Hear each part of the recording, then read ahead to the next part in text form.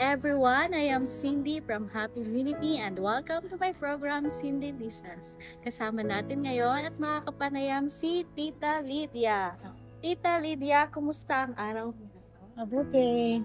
Okay naman ngayon. Ano po ba ang ating mga lakad ngayong araw? Nag-impact kami para sa isang organization namin. Tulong sa organization namin.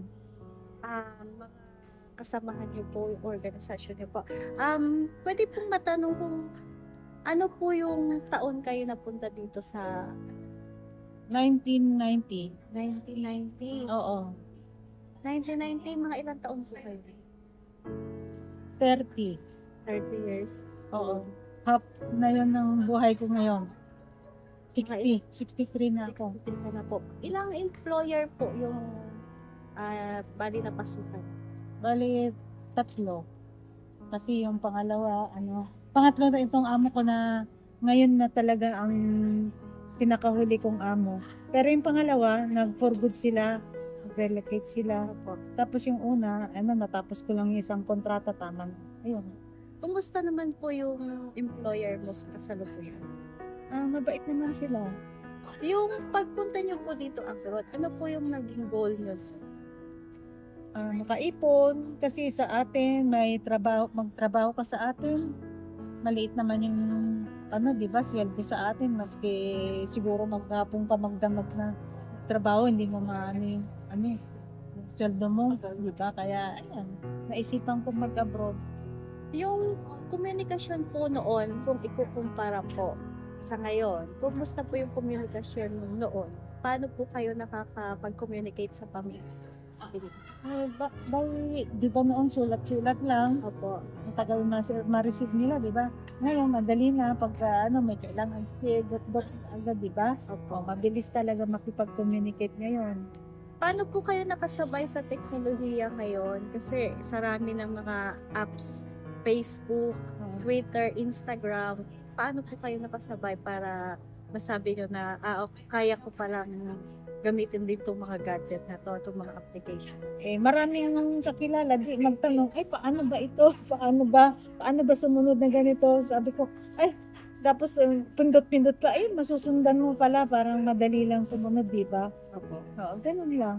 Yung pag-ano nyo po, bago po kayo napunta dito sa Hong Kong?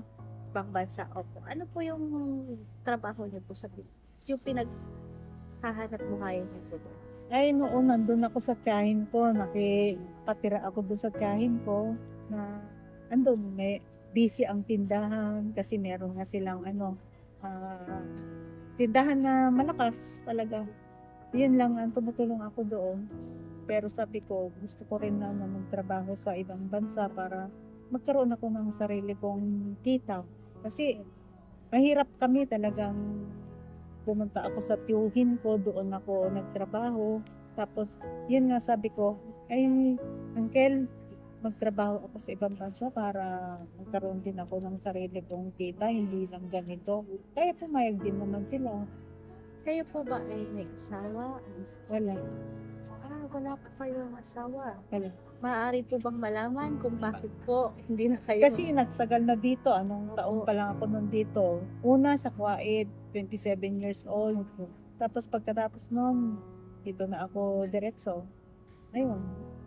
Yung pinaghahanap buhay niyo po dito, kasi para saan po ninyo inilalagay? Sa magulang ko, sa nanay ko, sa pamangkin ko, yung pag may kailangan sila. Kagaya yung isang pamangkin ko, napagtapos ko na rin. Tapos yung mga pamangkin ko pang iba, pag may pangingailangan sila, binibigyan ko sila. Parang sila na po yung naging anak-anak.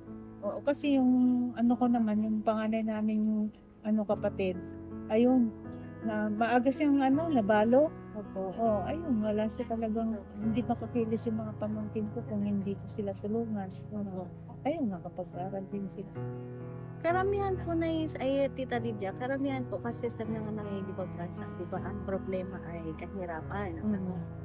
Kayo po, ano po yung naging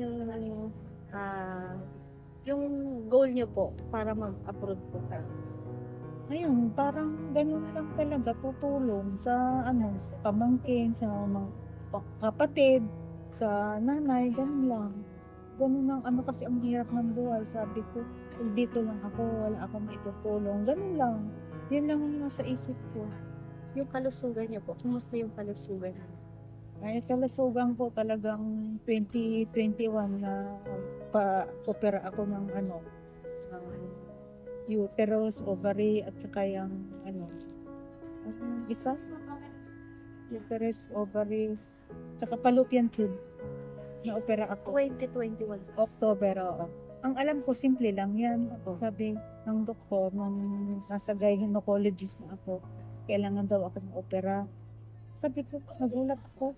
Ganun ba yun? Natatanggal na lahat.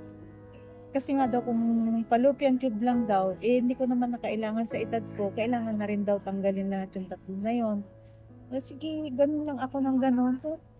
Ba yung mga tatanggalin na? Eh, wala po kayong idea? Basta pag kalusugan mo na talagang, sige, ganun ka na lang ng ganun kung anong tatanggalin at lalo na siyempre meron tayong insurance. Sige, okay lang. Paano niyo po yung Tita Lydia na naghanap po ba kayo or nag-second opinion po ba kayo? Hindi na, kasi yung iniisip ko, siyempre nung bago pa lang yun, marami na ako nakakausap na sabi, ay mas maganda dito. Maraming mga nagsasabi na mas maganda dito dahil kompleto ang gamit nga nila. Teknolohiya nila dito mas advantage. Oo, lahat na talaga. Ayun, wala akong takot. Kasi basta matanggal lang yung kung ano yung problema ko. Pakatapang niyo po. Oo. Sino po yung sumubaybay sa inyo or sino yung may pumupunta ba sa inyo para antabayanan kayo sa operasyon ninyo? Alam ko ba ito ng employer? Yung employer ko, sinabi ko na kaagad nung ma-opera ako. Ano po yung nagtutulong nila? Mabait sila. Sabi, you can go. You have to have the operation if needed. Sabi ko na. So, supportado sila sa pagpa-opera ko. Paano po halimbawa na operahan kayo tapos sa ospital po kayo 1 week. Nag-stay ako ng 1 week doon. Sa ospital? Oo. Pinaalam niyo po ba yan sa mga kamag-anak sa Pilipinas na ito, operahan ako, ganito, ganyan. Hindi ako makakapagpadala kasi kailangan ko muna paggamot ng sarili ko. Nasabi ko na lang nung pagkatapos na. Sinurpresa niyo na lang po, tapos na. Ganun nga ang tanong ng nurse sa akin eh. Sasabihin mo ba sa ano? Oo lang ako ng oo, pero hindi ko sinabi. Nung tapos na sinabi. Kung meron po kayong mensahe para sa mga gusto rin sumubok ng mga ibang bansa, ano po yung gusto nyo sabihin sa kanila? Mensahe ko talagang maski bago pa lang kayo dito, kailangan pagkasweldo, kailangan meron kayo maitabi man lang na maski 10%, pero pag sa sa susunod na buwan, siguro mga 15%, sa susunod na buwan na naman, siguro mga 20% kasi hindi dapat ang lahat ng kita mo ay itutulong mo. Kailangan talaga pinaghahandaan din sa future nyo ba?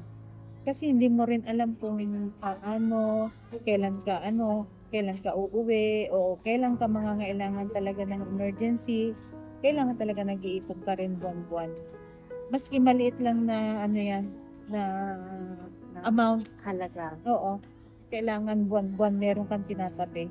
Kailangan magtiis din kayo at yung bang hindi yung tayo sa Pilipinas, di ba? Gusto natin ng pagkain na ganito, pero dito na iba talaga yung pagkain dito. Kailangan magtiis din.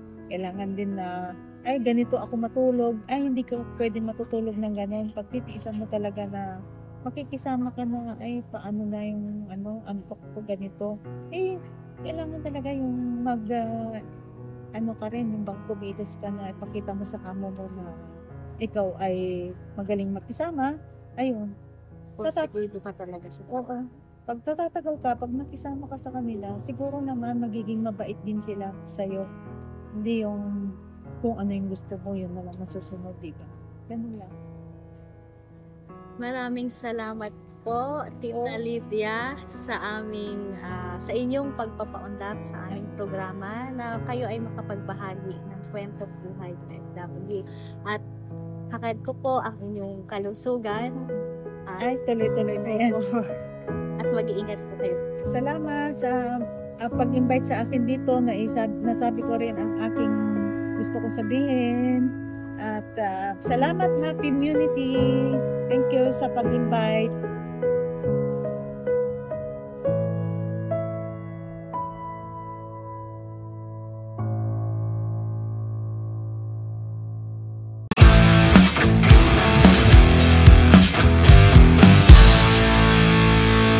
Hello everyone, my name is Cindy and welcome to Happy Immunity. Please don't forget to subscribe and hit the button.